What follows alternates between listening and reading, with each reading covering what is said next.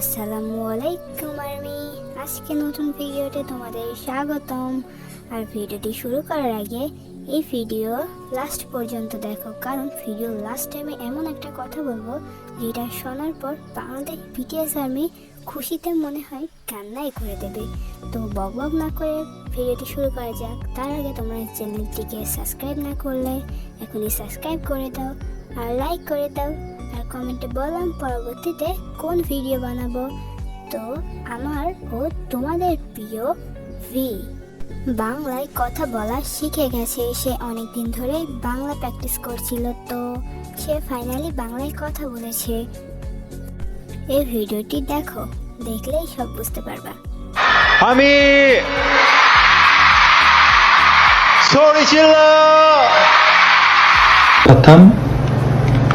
바텀도 가자. 가자.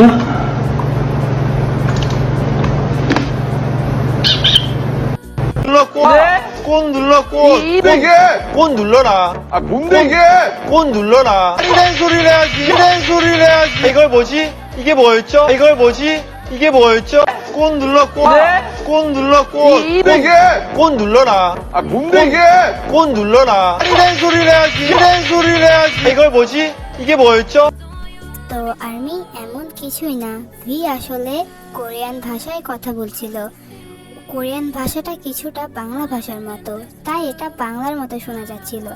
তো আর্মি তোমাদের সেই স্পেশাল খবরটি হচ্ছে আমাদের ভি বাংলাদেশ চিনে গেছে।